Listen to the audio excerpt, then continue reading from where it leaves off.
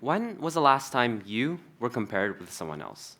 For me, it was a while back. I was studying at my desk when my mom enters a room and pointedly says to me, Joey, you know Carl from down the street? Well, he just graduated from Harvard. When he was your age, he was captain of the debate club, set to become valedictorian, and had an internship with NASA. I'm like, Mom, did you seriously just interrupt my studying to tell me that I needed to study? I hate the feeling of being compared. Every time my parents, my friends, or even I compare me to someone else, I get this horrible feeling in my stomach that makes me want to curl up and die. Being compared is the worst feeling in the world because there is nothing you can do about it.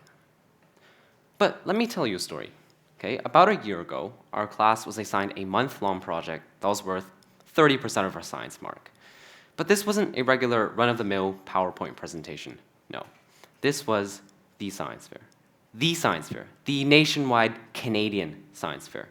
We were basically coerced into coming up with an innovative idea, researching that idea, and then creating that innovation. Sounds fun, right? Yeah, at first I was stoked. I spent weeks upon weeks coming up with designs and being absolutely pumped about how cool it was going to be, until I realized it was a day before the deadline and I had barely started prototyping. So it wasn't a big surprise that I got my project handed back to me with a massive 55% on it. At least I thought that was it. You know, I got my mark back, I suffered the emotional damage, but no. A couple weeks later, I found out that a classmate did really well. So well, in fact, he got into nationals and got a silver medal. This classmate, Austin, was praised like a god. Teachers would flaunt and brag about his achievements, and news was all over the school. He was the new king because every time someone saw him, they gave him their congratulations. Normally, this would not have been an issue, except apparently we look similar because everyone kept mistaking me for him. I remember one day, I was walking down the hallway when this kid says to me, Hey, you're that guy who did really well in the science fair, right? Nice job, man. And walks off without another word. It was like a drive-by compliment with the wrong target, which also left me in the middle of the hallway super confused. In fact, this seemed to happen every so often, like a constant reminder I was somehow similar to Austin. Eventually, I started getting that curl up and die feeling, as if it was a character comparison, and I started comparing myself to Austin. So I'm sitting here thinking, how is it even fair I'm being compared to this guy when he's obviously so far ahead of me? I mean, I put a lot of effort into my project as well. How come I didn't even come close to Austin? I started looking for all the reasons why I couldn't be as good as he was.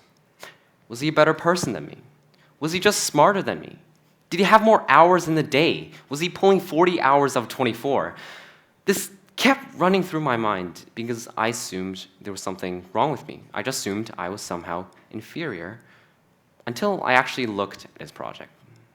You see, his project was successful, but I expected to see something I couldn't even fathom how to do.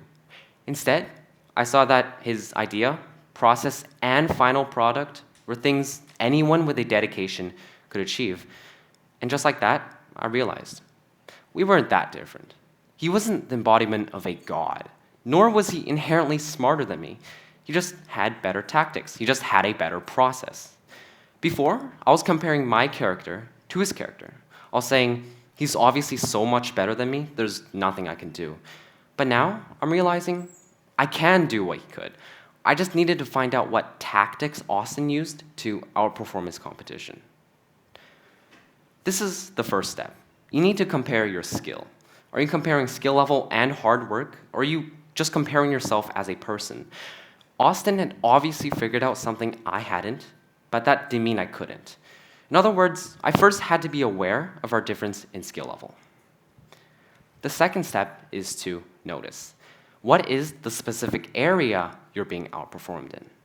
For me, I noticed that Austin was much more organized than I was. Like he knew what he was doing, while I was in a constant state of chaos. Every time I looked at Austin's computer, he would have his task list, calendar open. Every time I looked at my computer, all I saw open were things like the Wikipedia page for the developmental updates for Flappy Bird. Like, why does one even open that in the first place? He had a routine, and he stuck with it, something I could learn from. The last step is to apply. You need to do the work to bridge the gap. Now that you know what area you're being outperformed in, you now need to find and apply their skills to your own life. For me, discovering their skills was as easy as asking Austin for advice. If you don't have access to the person in question, maybe it's researching on their habits. Maybe it's practicing a new skill. Maybe it's learning from their achievements. Maybe it's stalking them online. I don't know. But what's important is that you find and apply their skills to up your own performance.